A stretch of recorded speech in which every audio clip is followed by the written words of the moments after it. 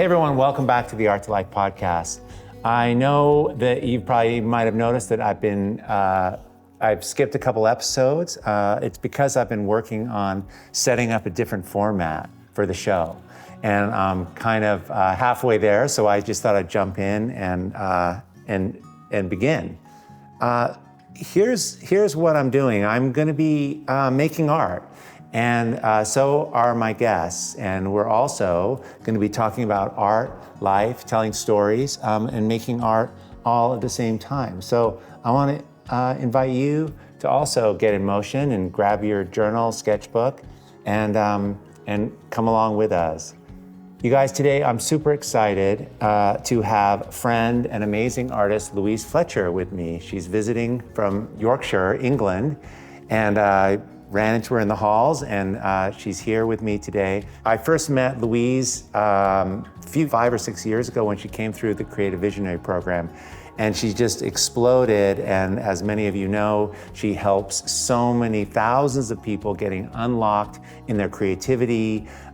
She's a force, she's an inspiration, and I'm just super inspired to be here with you and making art. So thank you. Thanks for being here. I am slightly nervous. I was telling Nick that the idea of it's fine doing the chat, but then there's all these cameras, and then I've got to make something, and what if it's terrible?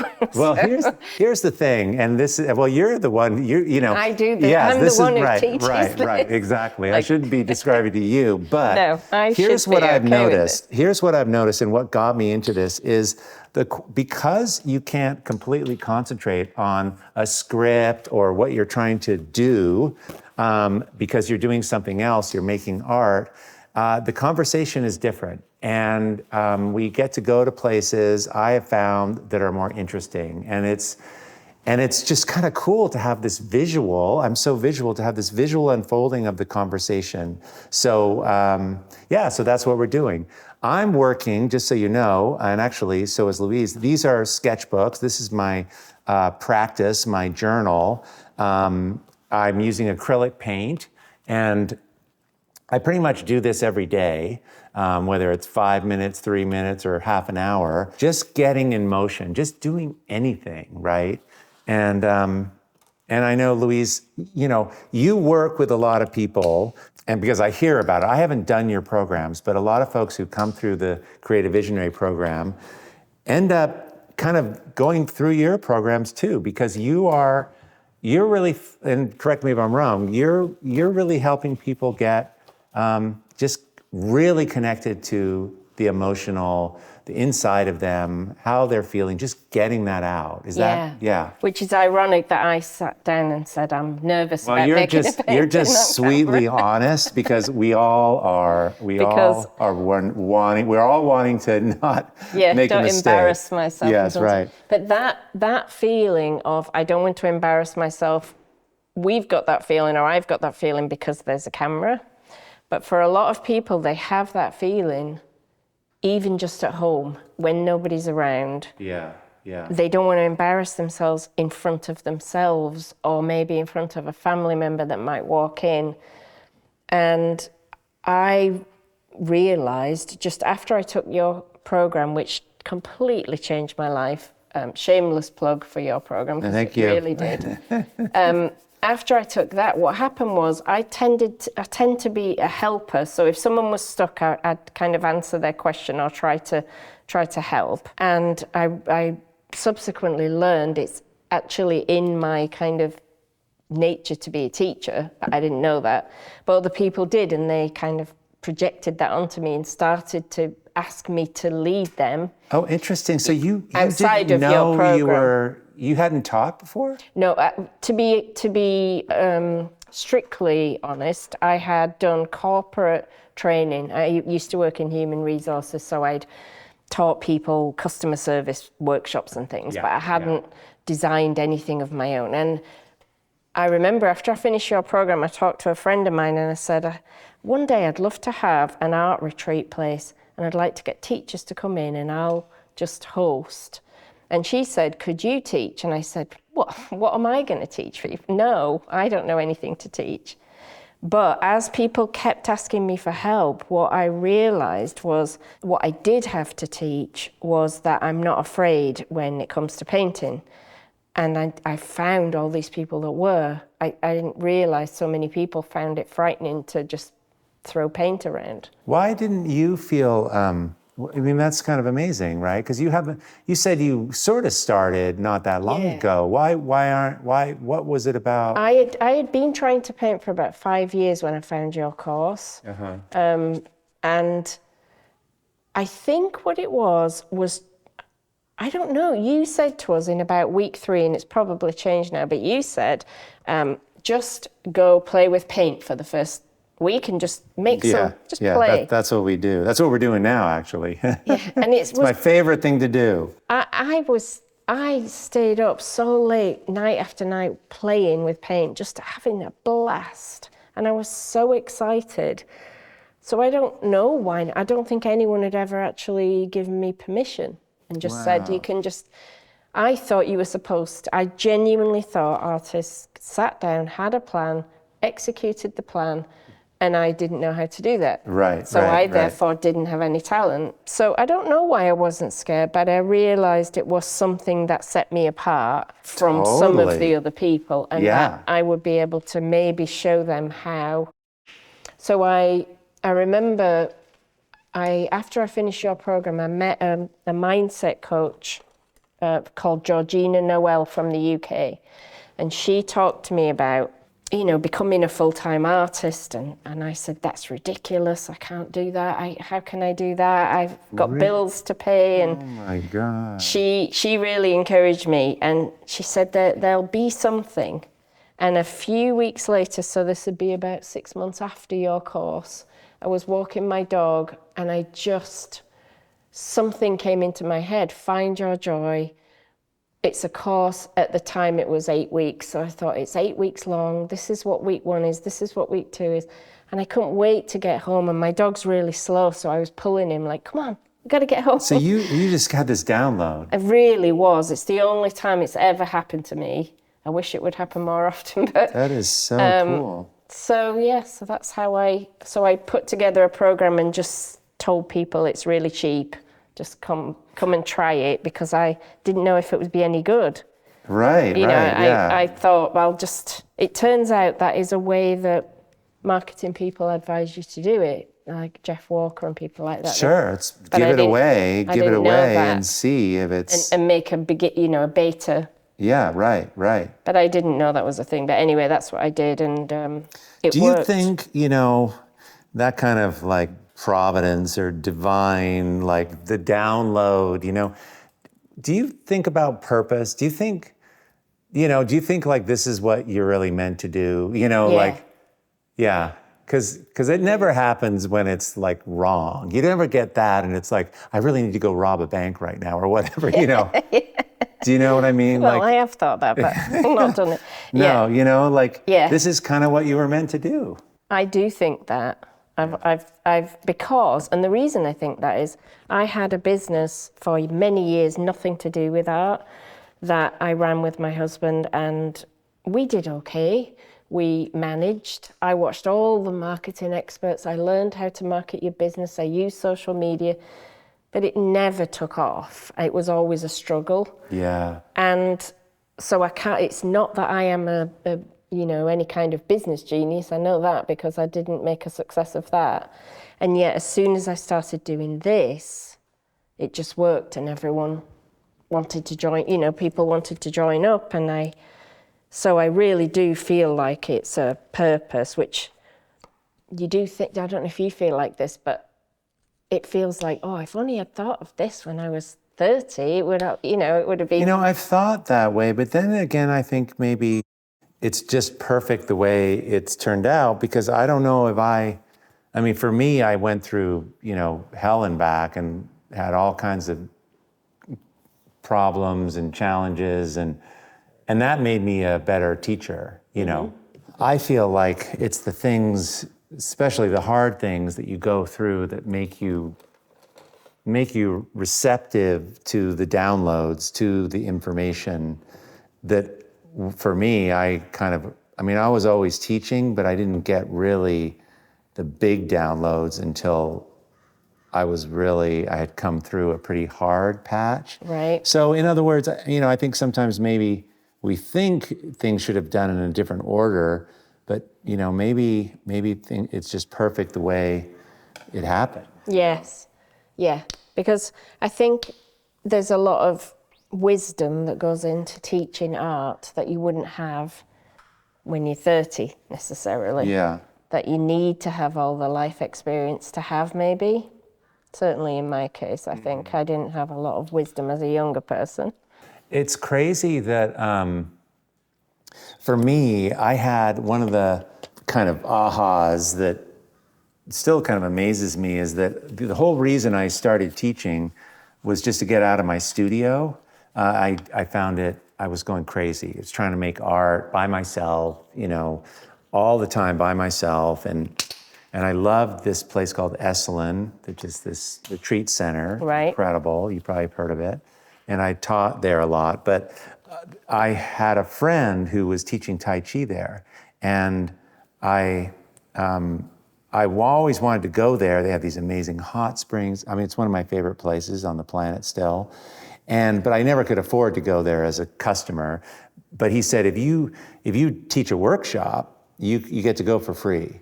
Right. They'll pay you a little, but you get to be down here for a whole week, and your food's included. And I was like, oh my God. And Sign me up. Sign me up. And he goes, but you got to teach something. And I was like, well, the only thing I knew was art, because I was struggling making that. I'd gone through art school and everything. So I said, well, I'll teach art. I'll do a 7. How many days is it? 5 days, 6 days. And I thought, well, I'll teach them kind of the things that are working for me, and I'll put it in a sequence, and I sort of had notes in my sketchbook. And I literally wrote out the 6 Art2Life principles: value, design, color, texture, risk, and soul. Right. And I just wrote them in that order. I flipped it around a little. This one was more important. And I started teaching that, which is 30 years later is still the same, the basic information, the informational part, the principles, I'm still going. But it kind of blows me away that was I had 5 people in the room when I was teaching it, and 2 of them work there. It was a sympathy coming and joining the class. Poor Nick. But yeah, I think when things are easy and they come easily, I think we need to pay attention to that. Yeah, I think that's so true. And on the flip side, the lesson I feel like I was put on earth to learn is when they don't come easy, stop forcing them, stop pushing it, stop trying to make it happen. If it's meant to happen, it'll happen. Yeah. Or it'll be, as you say, easy. It'll work. It'll just make sense. There's this, I love that idea, and I'm painting right here, right now, and there's a thing, I'm just doing all these shapes and marks, and that has a certain feeling. It's almost just, it's very deliberate. And then there's this feeling of just covering up and letting go and smearing things on. And for me, that is what that feels like. It's that letting go. And it's just such a blend of letting go and then holding on, and then letting go, and then holding on. But I'm the same as you, man. My fault was that I could just work really hard, and it's I will do it. I can work harder than anybody. Yeah. Yesterday, I'm here in California because I'm working with Bibi Jin a lot in her studio. Yes. And so I'm doing my own paintings, and I did one in one day that she thought was great, and everyone that came in said, "Oh my God, that's amazing." So of course the next day I was completely in my head trying to make more things the same as that. I didn't realize what was happening. And she suddenly said to me, I can see it. I can see what you're doing. You're trying to be good. You're trying to stop it. And as soon as she said it, I realized, but after all these years, it still happens. And I think that helps more beginner artists to, when they understand that oh, there's nothing wrong with you that happens. That's what happens to everyone. Totally. It's just catching it and knowing.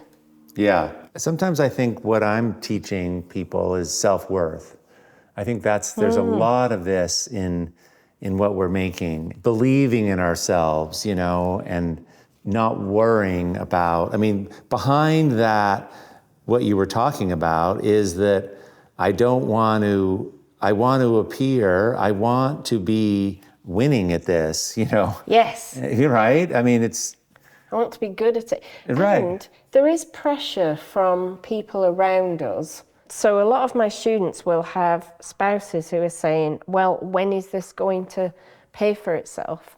It's all very well for you to be in there painting, but when is it going to pay for itself? As if... Oh my God, yeah. And I always ask them, does your spouse, do you ask him if his, I don't know, baseball season ticket is paying for itself, or his bicycle that he just bought? And it's not always men, it works the other way too. Right. But there's this idea that art should somehow pay for itself, and I don't understand where that comes from.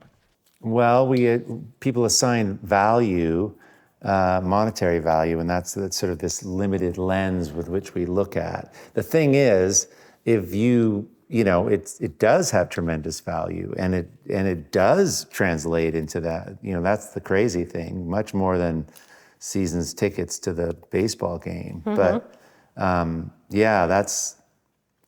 hear that, and I know, and it's hard to begin something and not be good at it, Yes, it is. It is true. But what you were saying about self-worth, I've started to think of it, maybe we're talking about the same thing, as acceptance of yourself. When we're making these marks here and we're putting something down, that is me looking back at me now. I can see what I did and it's different from what you're doing. Yes. And so now, can I accept myself, or am I going to say, Nick's so much better than I am? Right. And therefore, it is really a lesson in, I think, self-acceptance, which is hard for many of us to do. Yeah. So if I look at that and say, I don't like the colours I picked, and I wish I should have picked the same colours as he picked, and I got the wrong brush, then I'm just saying that me in this moment isn't good enough. Interesting. And that if I just had done it differently, I would have been better and acceptable. Yeah. And I know an artist back in the UK who always says, like, whatever you made that day, it's just who you were that day, and it's fine. It's just a moment. I so relate to what you're saying. I do a lot of running, and I used to do much more competitive running, and I got into, ultra running and races, and I'm not, I put a lot of work into it, and I got pretty fit, and I would race and everything, but I was never the front or anything. But even so, you're going to the start line, you've got a number you're wearing, and there's all these people, and there's 200 of them, and you're going to come out somewhere. You don't want to come last, know. And it does matter because you're in a race. What are you not going to try, But the thing was that I noticed that the people who, I used to be, this sounded to me as terrifying, but over time I got really comfortable with it, because it was literally that. It was like, first of all, this is not my main thing. Art's my main thing, and I'm really good at that relative to running. So it's not even, I'm just not that. But I felt like this is as good as I could do on this day. That's it. I could do better tomorrow. I'll do better the next day. And I got to a point where I didn't care so much. I would try really hard, but was crazy. I never knew, on some of those days where I'd go up to do these races, and I would be like, I feel terrible. I'm just phoning it in. I'll just go out and do my best, whatever, And it was like, oh my God, I feel good halfway through. And it was like the best performance. Never could I predict it. never Yeah. did my training align with it. It was just completely random. And I think that sort of happens in the art, and it's like why I encourage this practice of actually what we're doing right now, to just be in it. Yeah. Because there's wild stuff that happens without you planning it, without you knowing it, and I love that, because trying to make something that's great, especially like somebody else, I mean, forget about it. It's just not. I remember when I was starting out painting, there was a particular artist local to me whose work I just really admired. And I just imagined, like I say, that she had this whole process for making it. It was very layered work. It was abstract landscape. And I thought she got all these cool effects on purpose. And then I went to a 1-day or 2-day workshop with her, and she showed us how she worked. And it was this, basically, just doing this and layering and seeing what happened. And it was like this giant light bulb went off in my head of, oh, and that was just before your course. So maybe that's why I was a bit more primed and ready for the playing part, because I'd seen someone else do it. But the other challenge, so then when you get something you kind of like quite early on, one of the things I've really had to work on, and I think it's why I can help other people, is keeping pushing to make it better. Because if you really want to get something great to impress everyone around you or yourself, or to just look good, Yeah. when you get something that's okay, like I quite like this now, you go, oh, well, won't make any more marks now because it's quite nice, and there's a danger that I could make it terrible if I keep going. You could lose it. Yeah, Yes. and you really taught us in that program to, no, keep going. Well, yes, or be free, right? Anyone, any situation that makes you feel less you is gonna take some juice away from what you're making. So if you love it, stop. But if you kind of wanted to keep going, but you're stopping, and you wanted to keep going, you got to keep going. Yeah, it's often, I notice it's often with people, and you talk about this all the time, but they'll have a part of it that they like. So then they'll very carefully go around that part. And I'm just thinking, how does that apply in life? Like, where do we skate around certain things not to I don't want to mess that up. Yeah. So you could be in a really not a great relationship, say, yes, but the rest of your life is kind of okay, and you've got an okay job, and you've got a nice house, and you've got, your kids are okay, and you think, oh, well, maybe I'll just go around that bit and paint around it, make everything else will be fine, and I can put up with that bit over there. Yes. Or I can preserve that bit if I don't know. There just feels like there's a similarity always to me absolutely. with how we are in our paintings and how we are in our life. When my marriage kind of fell apart, and it was rough, and and my wife and I had been together, we got married pretty late, but we were together since we were 17, so we were really grew up together and everything, so it was a huge rupture, and my kids were older, but kind of going to college, still in high school, but still, I mean, I know anyone who's listening, it's brutal to fracture a family and whatever, as a parent, that's the last thing you want to do. But anyway, so this sort of happened, and I moved into this apartment, and I lived in this apartment, and it was upstairs in this town, and I chose it because it was on the way to my daughter's school, high school. Mm-hmm.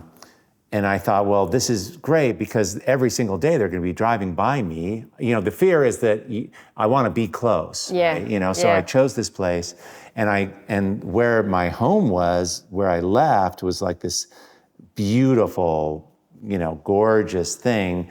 But this apartment was upstairs. There wasn't really any windows, and it was kind of, it's like living in a doghouse a little. It was like I was sort of playing small. I felt small. I felt bad. I didn't feel. Yeah. I wouldn't have moved into a really great place because look at what I've caused. There was all this stuff. I mean, I can't go into all the complexities of it, but I noticed that way of being became mirrored in other areas of my life. My art was a little bit more constrained, but the art, interesting enough, was the area that I opened up, and I started going more into that, painting larger, using more paint, spending the money on the practice, but I was conserving tons of money over there, living I shouldn't have stayed there. I stayed there 5 years. Wow. And I mean, I can't believe it. Yeah. And when I moved onto the houseboat, because you're out here partly because of that. Yes, yeah.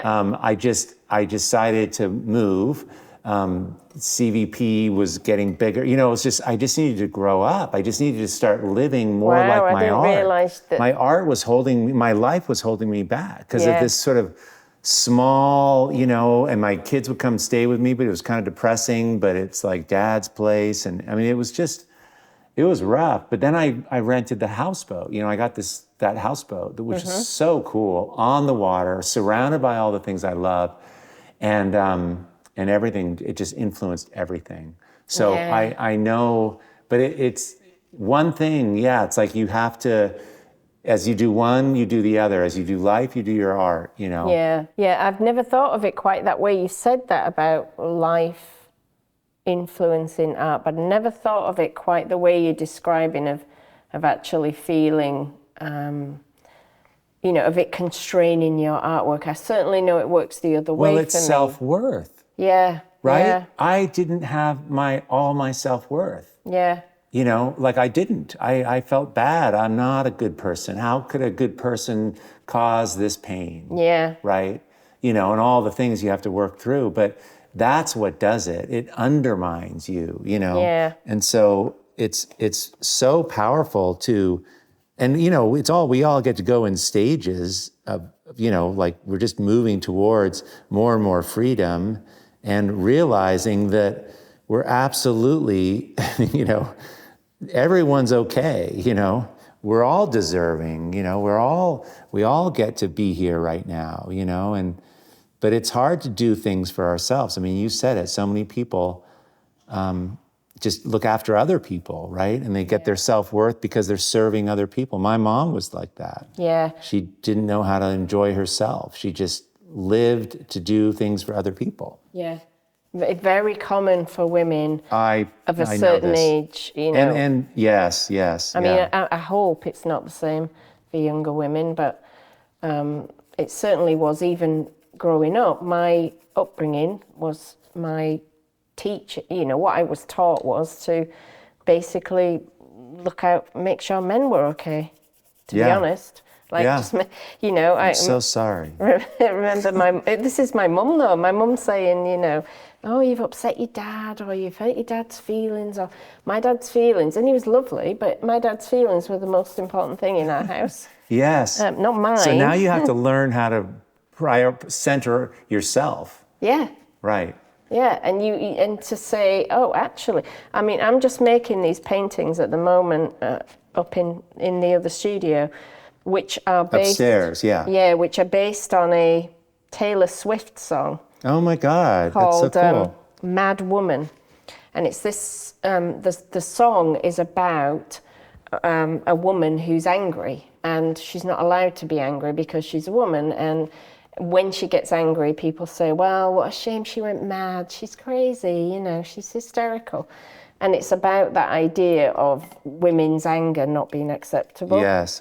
And so it's a beautiful song as well. It's really gentle. She sings it in a very gentle, folky voice. Wow. Restrained anger, but when you watch the live performance of it, the anger is like her face is. She is just like so angry with whoever this is. I think it was her manager that took all her recordings and sold them all to another record label. Oh, that's, But anyway, I just thought that idea, after I was so obsessed with this song, and then I suddenly thought, oh, why am I not making paintings about this idea of women not being able to express. Yeah. And so I'm working with a lot of pink, which isn't a colour I use. I'm working with it now as well because pink is the colour of femininity. It's almost like a sign to women. Like Barbie, and you're supposed to want a pink bedroom, which I never was that kind of little girl.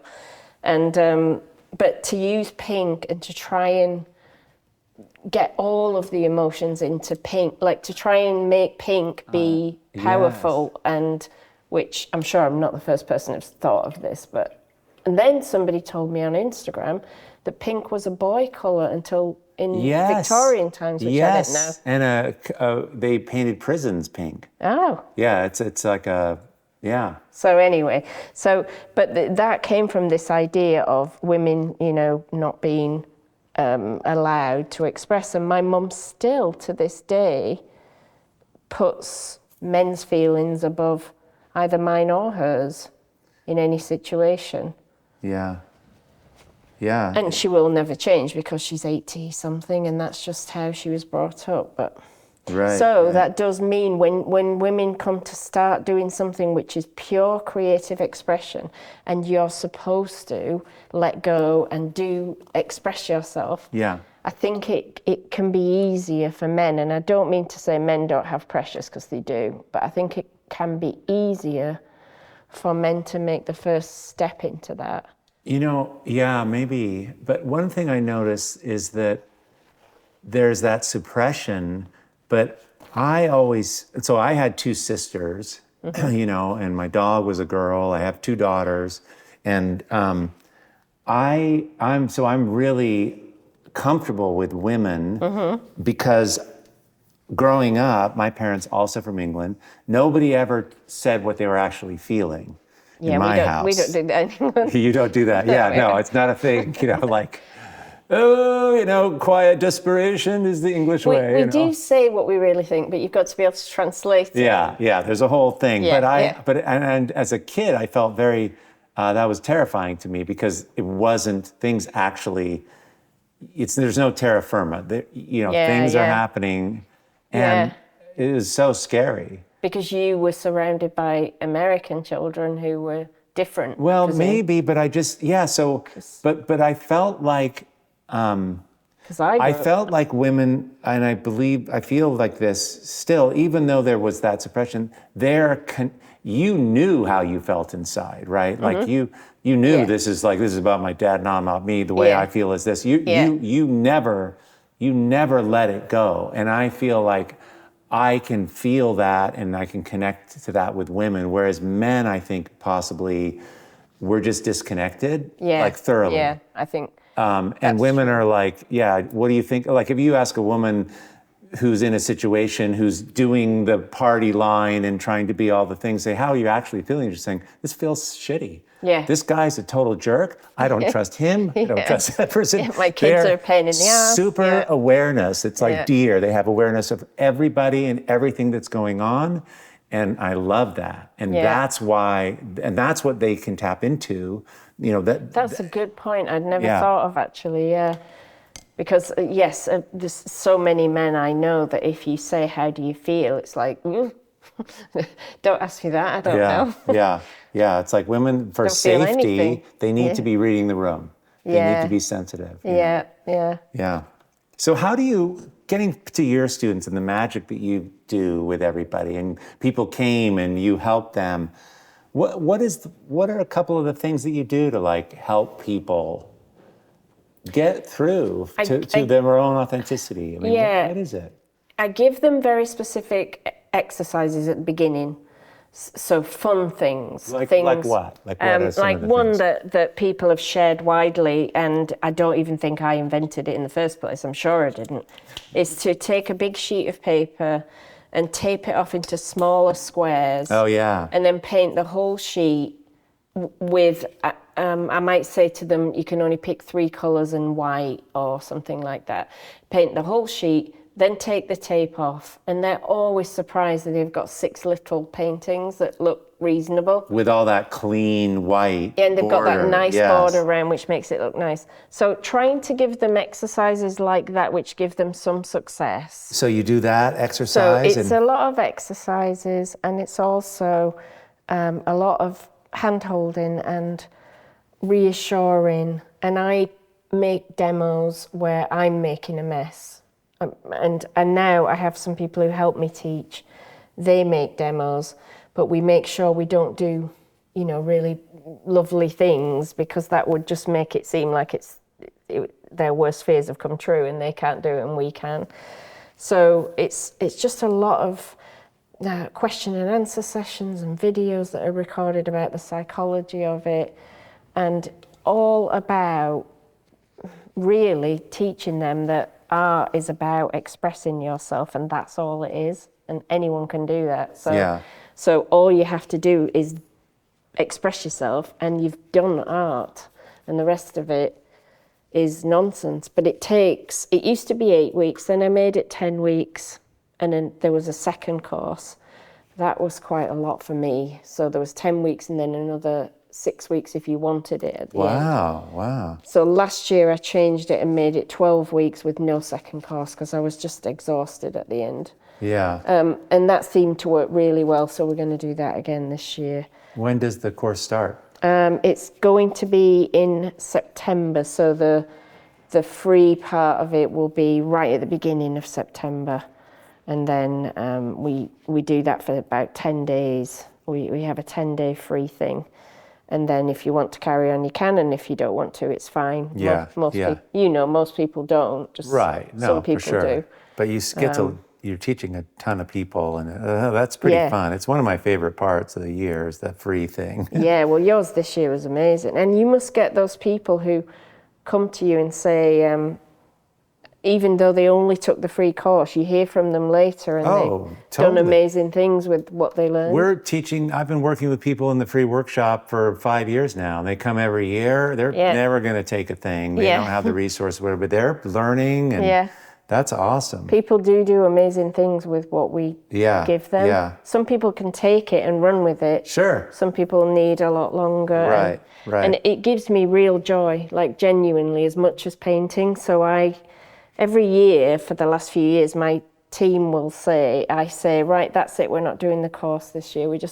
I'm gonna paint for the year. Yeah. And then it comes around and I go, well, I suppose we could do it one more time, because I love it so much. No, it is good. And if you what I'm trying to do, I just try and blend it in with my life. Like, if I wasn't teaching, what would I be doing, and how can I make that what I'm teaching? Because that actually is where the juice is and the energy, Oh, right, interesting. Can you explain what you mean by that? So I learned early on that,